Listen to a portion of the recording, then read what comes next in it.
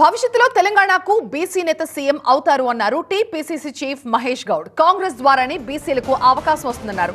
BC రిజర్వేషన్ల అంశంలో కేంద్రంపై ఒత్తిడి తీసుకురావాలని, ఇందుకోసం విపక్షాలు తమతో కలిసి రావాలని కోరారు.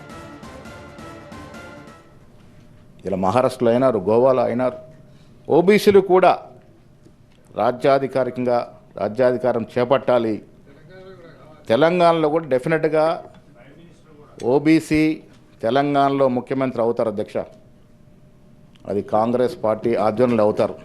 నేను గట్టిగా చెప్పదలుచుకున్నాను. భవిష్యత్తులో ఇవాళ రేవంత్ రెడ్డి గారు మంచి పాలన అందిస్తూ ఉన్నారు, రేపే మారదని చెప్పను నేను. కానీ భవిష్యత్తులో ఈ రాష్ట్రానికి ఓబీసీ ముఖ్యమంత్రి అవుతారు, అది కాంగ్రెస్ పార్టీలోనే అవుతారనే మాట కూడా నేను గట్టిగా చెప్పగలను అధ్యక్ష. ఇంకే ఇతర పార్టీలో అవకాశం లేదు అధ్యక్ష.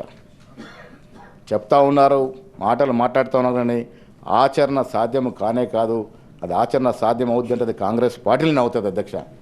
ఇలా ఏ పార్టీలో అధ్యక్ష పదవులు బీసీలు ఉన్నారో మీరు ఒకసారి చూస్తే అది అర్థమవుతుంది అధ్యక్ష.